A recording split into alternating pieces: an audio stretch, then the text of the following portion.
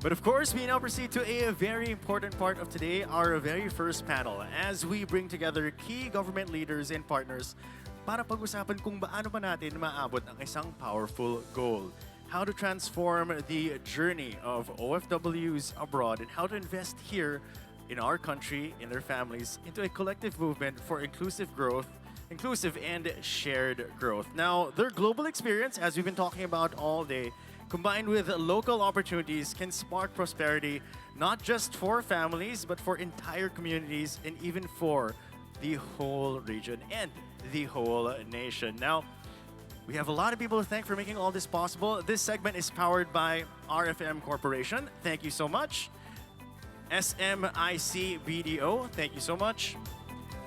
ICTSI and PLDT Maya, all of whose support has made all this possible. See all of our partner booths as well, all of our sponsors or partnerships, all of them nasa likod po. So if you want to see more of their promos and how they can help you with their business, your business and your family's business, please make sure you check them out. Now, joining us in this discussion from the government, please join me in welcoming the chairperson for Commission on Filipinos Overseas, Secretary Dante Francisco Klink-Ang II. Join us on stage, please.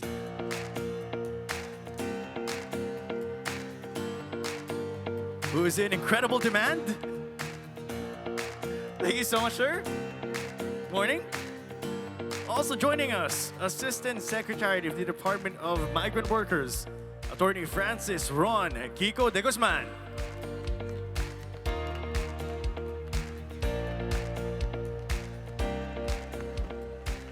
Now, from the private sector side of things, we are joined by the founder and CEO of Executive Genesis Services Incorporated, Ms. Rhoda Castro Caliwara.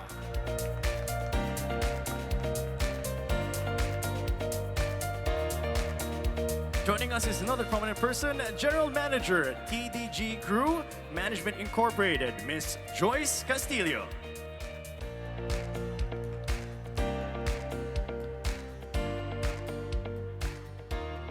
And we need an equally accomplished person to help us with this moderation, of course, to facilitate the discussion. Joining them on stage, the President of the Private Sector Jobs and Skills Corporation, Ms. Josephine Romero.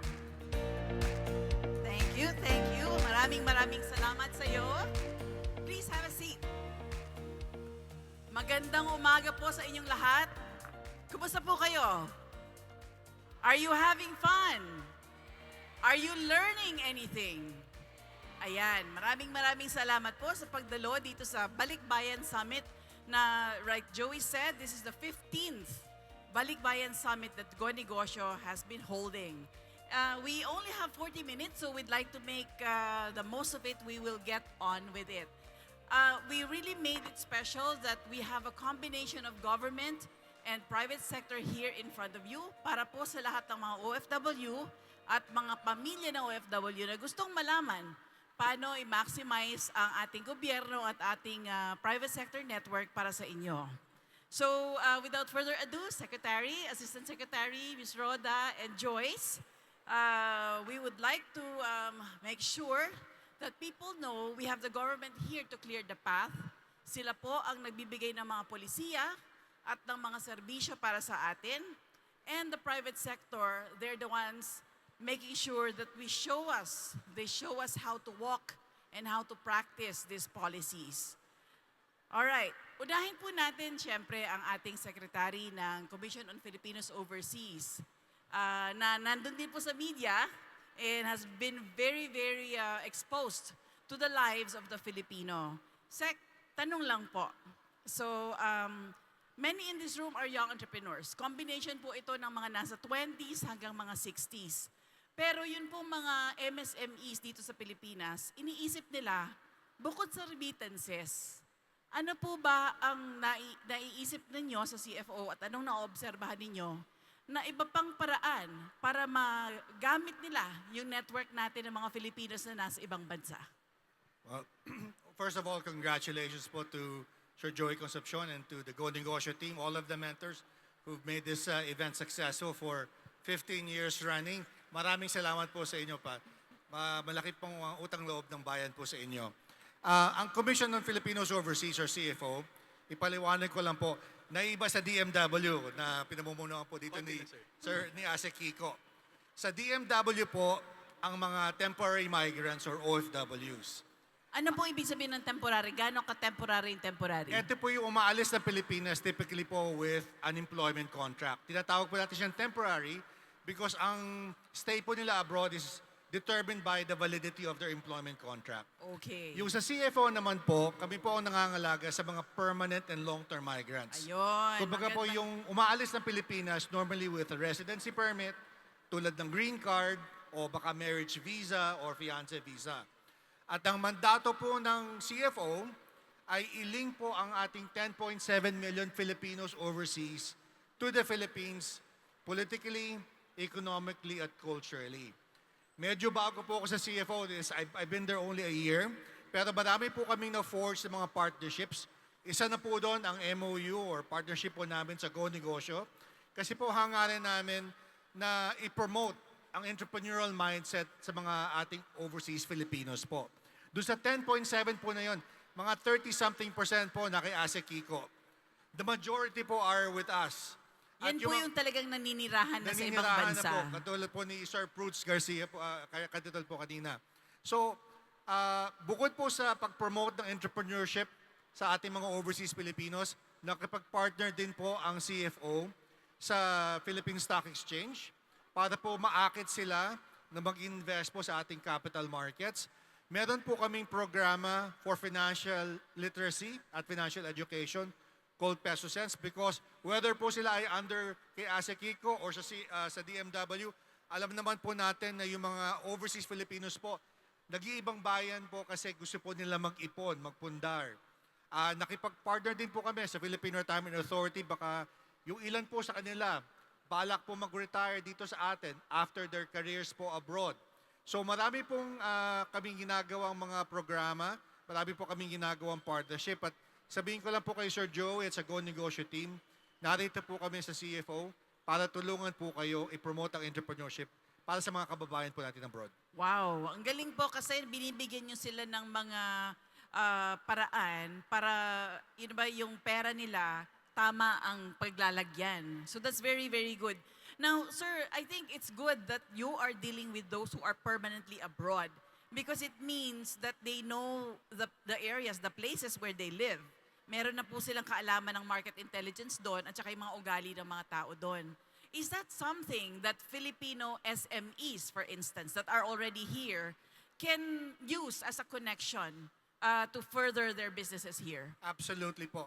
Marami na rin po pag-aaral kung saan po ang ating mga local manufacturers po ay nagkakaroon ng pagkakataon puro para ma-export po yung mga produkto nila abroad sa mga Filipino communities po na naninirahan sa ibang bansa.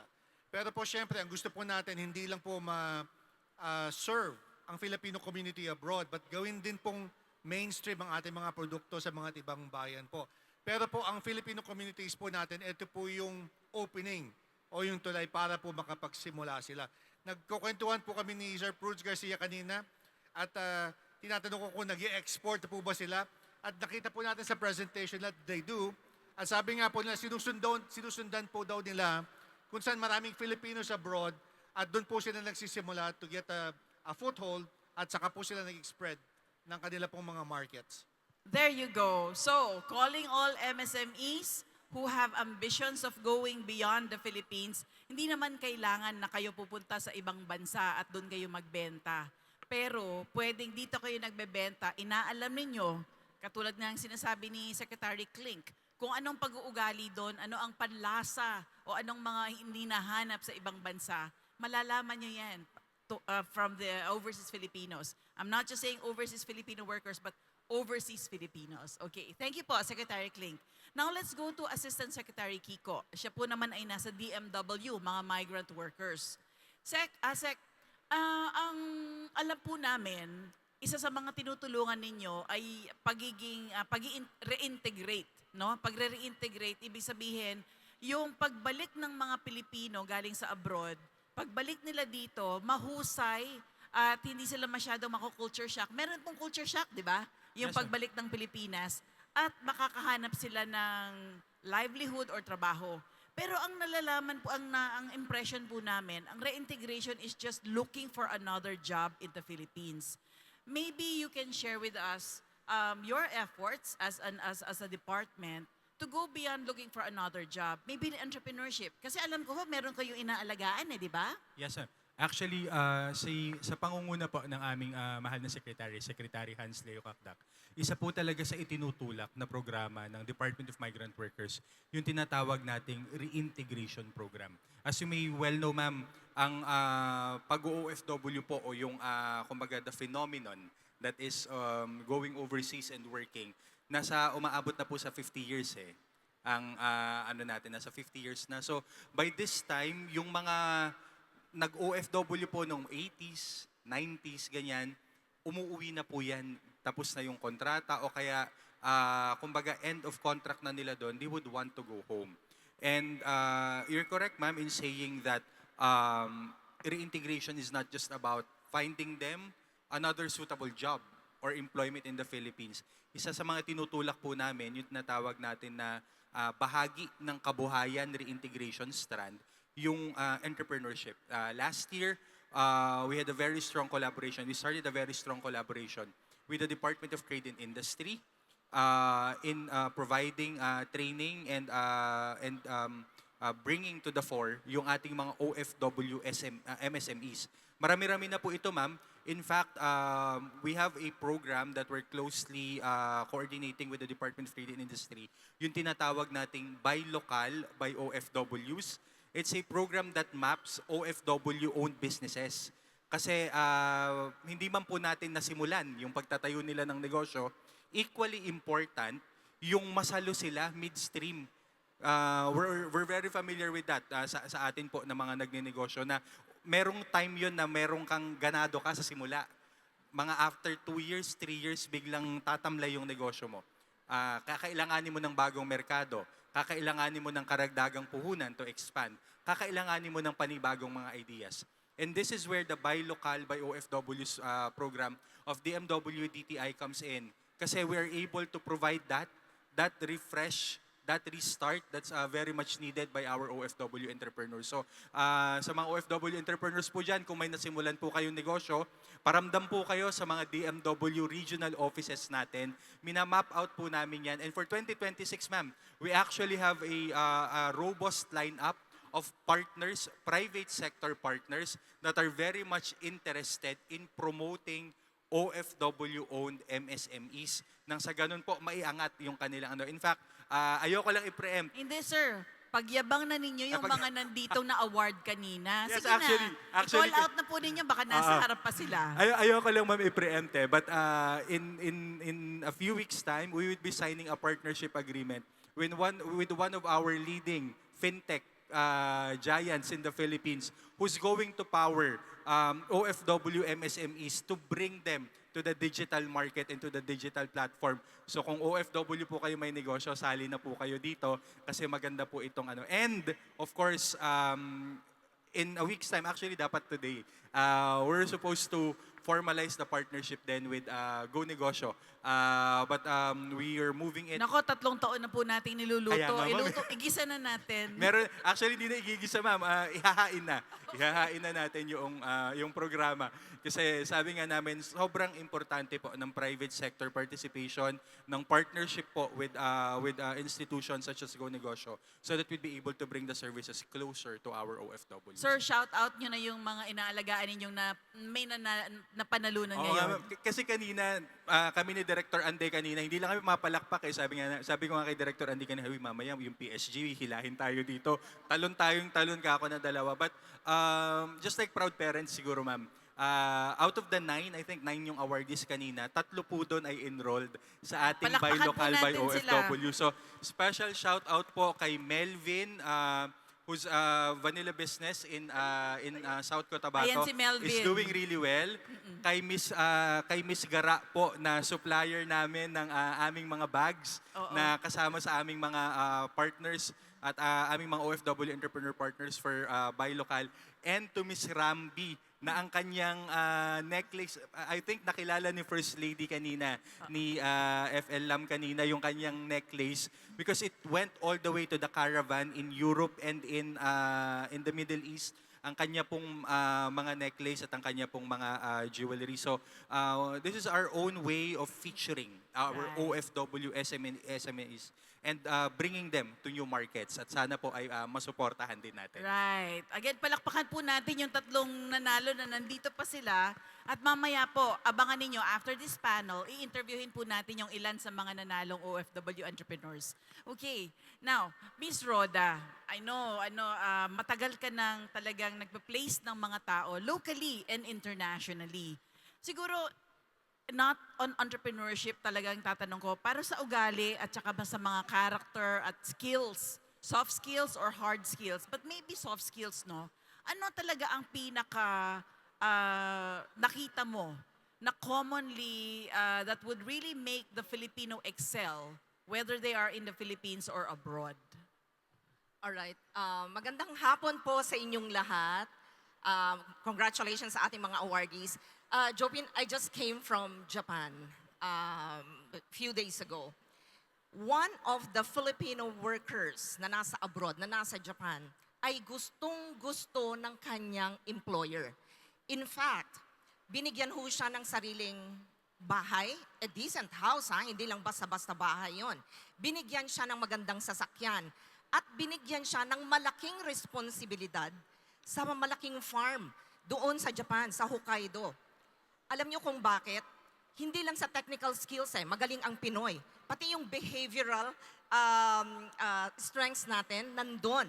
Yung pagiging caring, yung pagiging compassionate, yung pagiging resilient, yung pagiging hardworking, at yung love na hindi lang sa trabaho, kundi pati sa mga kasamahan niya sa trabaho. Yun ay napakalaking bagay para sa mga employers abroad. And even here, di ba? Lahat tayo, ako bilang employer for 32 years na, okay? Huwag nyo nang i-ano kung ilan ang edad ko, okay? Pero I've been doing business for the past 32 years. At syempre, ang tinitignan lang natin, kasi ang technical skills, practical skills na pag-aaralan yan nati-train yan. Pero ang ugali, yung willingness to learn, that is very, very important. Wow, that's good.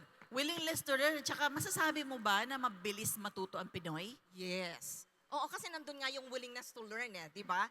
At saka magaling tayo, very cheerful pa, very optimistic, and very positive. Okay. Yung ating outlook sa buhay. Right. So, i-link natin to sa sinabi ni Mr. Prudes kanina. Di ba, siya nagtrabaho sa abroad. And then, he came back to the Philippines and then he learned that they had 40 workers already. So, bakit sinasabi ng ibang tao na ang Pinoy ang galing pag nasa labas ng bansa, pero pag nasa Pilipinas, hindi magaling? Ano yung diferensya? But they have the same skills, and I'm saying soft skills at saka yung pagmamalasakit. Ano sa tingin mo? Well, unang-una kung minsan yung mga pag-implement ng mga regulations. Okay, So, it's the environment. It's the environment. Kung minsan, bakit mas mas disciplined yung mga kasamahan natin, mga fellow Filipinos natin abroad? Dahil nandun yung takot din Takot na makulong, takot na gumawa ng masama, at baka pwede silang i-deport anytime. Dito medyo, okay, anyway, nandyan naman ang gobyerno, may dole-outs, pag nawalan ako ng trabaho, which is, yun sana ang pwede natin. But then, I'm so happy, Jopin, to note then and to inform everyone na I have mga colleagues in our company. We have thousands of employees in the company, pero marami ang nag-stick sa amin ng ilang taon na. So, ang ibig sabihin lang nun, nandun pa rin yung disiplina, nandun yung pagmamahal nila sa trabaho. Kaya we keep them. Right. Thank you. It's really gratifying that when people acknowledge how Filipinos are great workers and great entrepreneurs for that matter. So kung ano mang pasukan nila, nag-excel sila. And to your point, the environment also has a lot to do with it. Okay. Sige, now, we have Miss Joyce. Si Joyce naman po, General Manager ng TDG. And I guess my question to you would be, yung parang sinabi kanina, no, there are Filipinos who are temporarily working abroad. but they are still based in the Philippines, like the seafarers and those working in the maritime industry. Ngayon, alam po natin na maraming nag-aaspire maging seafarer kasi mataas ang sweldo at saka nakakalibot sila sa buong mundo, di po ba? So Miss Joyce, pagbalik nila sa Pilipinas, kunyari, dahil gusto na nilang permanenteng land-based sila, parang nahihirapan po yata mag-reintegrate itong mga to kasi hindi nila makukuha yung sweldong dati nilang nakasanayan at yung mga trabaho at disiplina na nakasanayan din nila. Meron po bang mga opportunity sa logistics or maritime industry na land-based na tingin ninyo ay pwede nilang i-disrupt or pwede pa nilang palaguin pag nandito na sila? Okay, thank you, Ms. Jofen, and magandang hapon sa ating lahat. Okay, you know, I was once a seafarer. Para po sa kaalaman ng lahat, I was on board a 6-star cruise line for about 11 years of my life. But then, you know, it came to a point that I know I needed to come back to the Philippines and really reestablish myself here. And tayong mga seafarers should have that vision as well that, you know, life is here in the Philippines with our families. Of course, there are a lot of opportunities. Ako po ay isang buhay na patotoo, no, na after a successful sea service, I can come back to the Philippines and I can still be, you know, employed and I could still do something different, something that I still like. Ang kailangan lang po when we talk about reintegration, it's you know, something that is supported not just by the seafarer himself, but by the families, okay? Kasi kung hindi natin bibigyan ng pagkakataon ang ating mga seafarers to also enjoy, you know, their lives with you as family, napakahirap po noon. Ang maging seafarer ay hindi po madaling trabaho. Of course, it gives a lot of opportunities to earn for the family, but again, when we talk about reintegration, there is really a need for every family member to encourage that, to think of that, no? Marami po sa aming mga crew members, they have been seafarers, no, for about 30 years of their lives. We have seafarers who are over 60 years old and they are still on board. And we've been, you know, talking to them about really deciding on retiring and really enjoying their time here with their families. Pero hindi sila makabitaw sa pagiging seaman just because they have not really prepared, and the worst case is their families have not prepared that way for them to really retire and enjoy their lives here in the Philippines.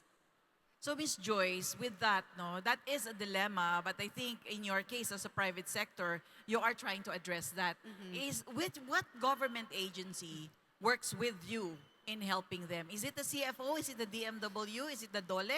Well, actually, there are a lot of programs, no, through OWA, of course, DMW, and of course, there are others from DTI. Of course, you know, institutions like Go Negosyo is something that I really want to bring back to our company, kasi this is what we want to accomplish later on, no? To really help our seafarers understand that there's life after seafaring and they can come back to the Philippines. They should not be afraid to come back and really reestablish themselves. Okay, thank you. Asek, baka may madadagdag kayo? Actually, with our private recruitment agencies and license manning agency, we aside from the regulatory aspect ng trabaho namin sa DMW, we also look at them as partners for the reintegration program.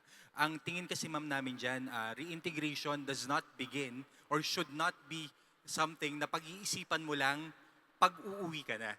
It should be something that should begin pag nag-isip ka pa lang o nagplano ka pa lang na umalis. That's why yung full cycle reintegration approach na ginagawa natin sa DMW, saka sa OWA. Having said that, we actually push with our partners, the PRAs and the LMAs, yung ating kaalaman reintegration strand, na habang nandoon pa or pagpaalis yung inyong OFW na ide-deploy, turuan ninyo na may mga available upskilling and retooling pathways.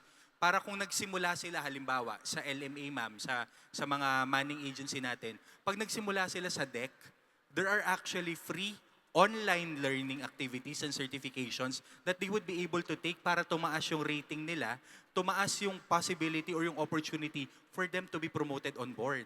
And hindi lang yun ma'am, kung gusto rin nila, we have partnerships with TESDA that could also be promoted dun sa ating mga OFW na kung magkaka-interest sila na mag-aral ng panibagong skill, they would be able to do so so that in like 3, 4, 5 years or even 10 years along the way ng pag-OFW nila, makapagsimula sila ng bagong trabaho o kaya ng bagong negosyo with the new skill that they have learned.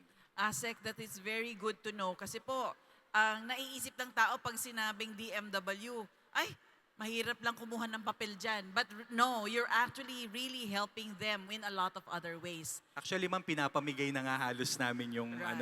sabi namin sa kanila, ma'am, sir, sign up lang po kayo, magsabi po kayo kung kailan kayo uuwi. Pasabi lang po sa MWO, pasabi lang po doon sa inyong mga ahensya kung kailan kayo uuwi para ma-map out namin kung ano yung pwede naming i-offer na reintegration program para sa kanila. And even while they're on site, sabi namin, libre po lahat ng pa-training, libre po lahat ng upskilling, libre po lahat ng counseling pagdating sa negosyo.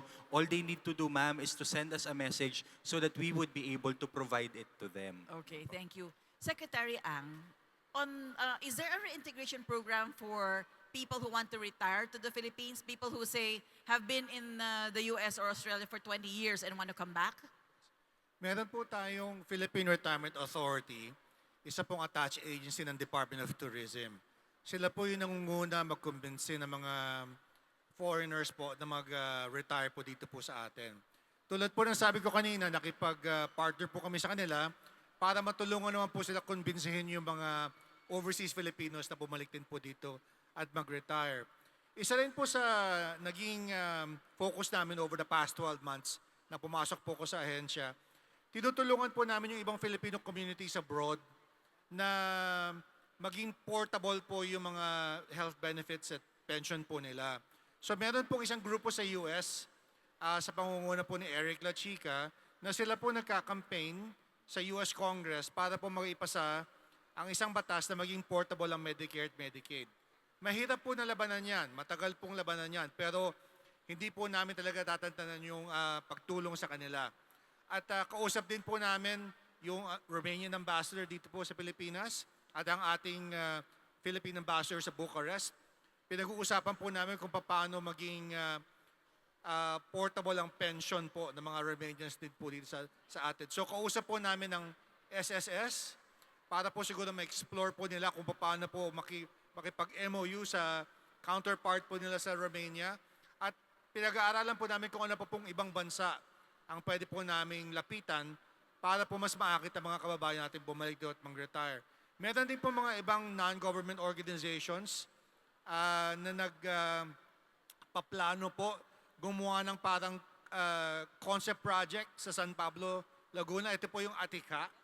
So tinutulungan din po namin sila para po makapagpatayo po sila ng isang retirement community kung saan po para dito na po mag-retire ang ating kababayan abroad, and that will create jobs, that will return capital po to the Philippines, at marami po pong ibang proyekto ang ginagawa ng CFO tungkol po dyan. Sir, you answered my next question, which was how to help these overseas Filipinos turn their savings into capital investment.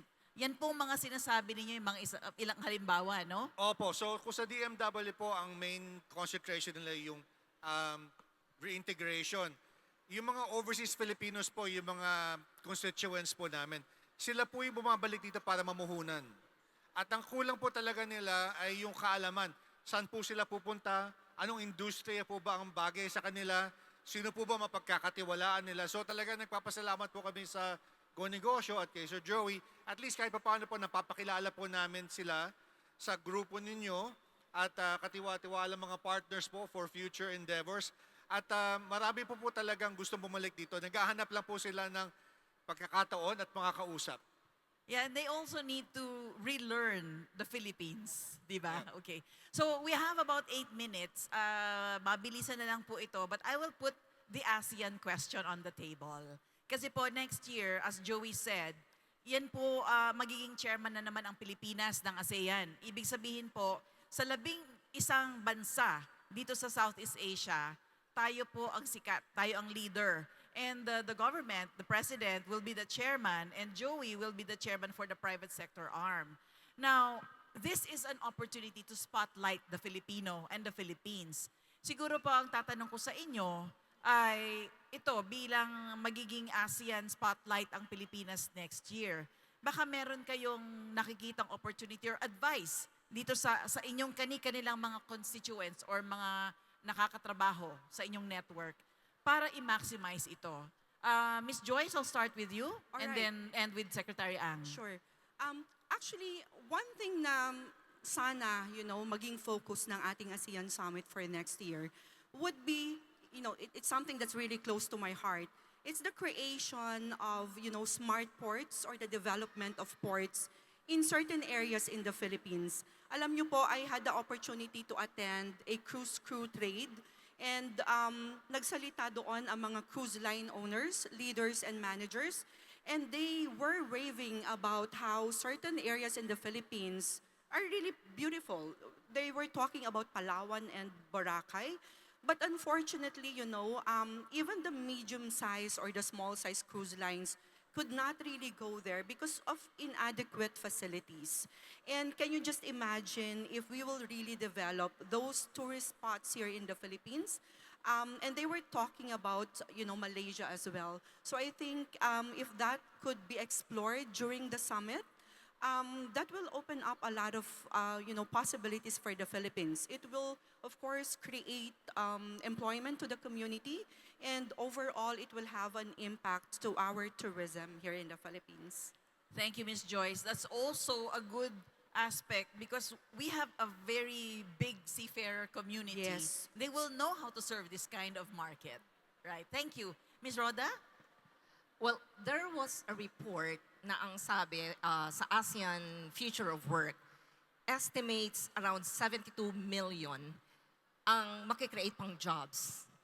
I think that study was issued 2023. Pero yun nga, 72 million. So if we would continue upskilling yung mga, lalong-lalo na mga Filipinos, and you know what, in Malaysia, 20%, right, ng yung sa medical staff nila are Filipinos. At marami pang mga Filipinos. Alam mo, sa Singapore, mahigit 59%. Exactly, di ba? And then, even in Vietnam and Cambodia, marami pang Filipino customer service cohorts are being formed in Cambodia and Vietnam. So if we would continue upskilling, reskilling our people, and at the same time, sa ating mga entrepreneurs naman, as we lead 2026 ASEAN, mas lalo nating tulungan ang mga kasamahan natin, lalo na yung mga Philippines-based entrepreneurs, at the same time yung mga OFW returning OFWs na maisama sa supply chain. So talent development, not only outward looking, but also to strengthen our own economy and our own institutions, because that will make sure that those going out will continue to be, kumbaga may replacement dito at lumalakas At saka pa. meron tayong competitive advantage. There you go. Okay. Asek? Yes, ma'am. Siguro I'll tackle it. Dalawang main na ma'am natin. On the ASEAN chairmanship for next year, we're doing it on a multilateral bilateral approach na kasalukuyan po ay nakikipag-usap tayo sa ating mga counterparts from the ASEAN member states regarding yung pagpupush ng reintegration checklist na tinatawag natin, which means that it is not only going to be the Philippines as a sending state. Importante din po yung mga kapitbahay natin ay katuwang din natin sa pagpupush po ng mas maayos, mas komprehensibo, at kumbaga mas nakasentro doon sa mga migrant worker natin na programang pang-reintegration. So definitely that's on the table for next year. But more importantly, ma'am, yung programa at yung mga activities natin dito sa Pilipinas. In fact, with the push and with the guidance of the President himself gave the orders sa lahat ng government agencies to put up to sign and to put in to motion the National Reintegration Network. It's not just the DMW, the CFO. It's actually, as of last count, 17 national government agencies putting forward activities, programs, and projects for our overseas Filipinos, our overseas Filipino workers. Nang sa gayon, ma'am, sa pagbalik nila or sa pag-iisip nila na mag-settle back dito sa Pilipinas, there would be programs, as I've mentioned, on upskilling and reskilling, yung kaalaman natin. There would be programs on kabuhayan, yung sa entrepreneurship, and doon sa ating employment strand. At pinaka-importante, ma'am, there would be programs for psychosocial reintegration o yung kalinga that they've been outside of the country, they've felt the services of the government outside of the country, but more importantly, yun pong serbisyong maipaparamdam at maipapadama natin sa kanila sa pagbabalik nila at sa pag-welcome natin sa kanila sa successful reintegration nila pabalik dito sa bansa. Okay, thank you po, Assistant Secretary. And of course, for our last word, Secretary Klink. Again, thank you very much to Go Negosyo for this opportunity. Banggitin ko lang po siguro yung nabanggit na ng iba na ang economy po ng Pilipinas ay umuunlad. Malaki po ang merkado po natin, 100 plus million. Pero siguro po para sa mga nag-iisip o nagbabalak na magtayo ng negosyo, tignan nyo po yung buong region ng ASEAN. Nasa atin po ang attention ngayong year na to, habang chairman po tayo. Pero yung ASEAN po, that's a 600 plus million market. Gawin niyo pong Pilipinas ang inyong springboard para sa region. At kung tatanungin niyo po kung saan kayo magsisimula, nasa po ba yung mga Filipino communities natin abroad, bisitahin niyo po kami sa Commission on Filipinos Overseas. Bibigyan po namin kayo ng datos. Tutulungan po namin kayong umunlad at pagnegosyo. All right. Yes. Jopin, can I have just Sure, of one course, of course. suggestion? Kasi we know naman there are a lot of programs, reintegration programs talaga and efforts, not only by the government, even private sector. But if I may make this request that sana we could have man lang a unified reintegration pathway, one digital portal, one physical touch point, lahat ng mga services are consolidated. Para kasi medyo ang isang problema yung awareness and accessibility. Right. I think si Thank you. Asa Kiko can say something about that. Yun pong 70 na sinasabi ninyo, Isa nag-uusap-usap ho ba yan? Yes, ma'am. Actually, isa-shout out ko lang po ang aming partner din sa Department of Information and Communications Technology. Kasama po iyan sa madalas na pag-uusap ni Sec Henry saka po ni Sec Hans on our side. Soon, the eGov Super App would carry a platform entirely for OFWs going overseas and those that are returning, which would include the quick links to all the government services for reintegration. At hindi po kami magsasabi ng sana. Ito po ay asahan ninyo at ito po ay tutuparin at i-deliver namin sa lalong madaling panahon para po sa ating mga overseas Filipinos at OFWs. All right. So with that, we say thank you very much. Napakarami po ninyong na-shares sa amin ngayon. Palakpakan po natin ang ating mga panauhin. May we ask you to go forward and let's take a picture. Joey, would you like to join us, please?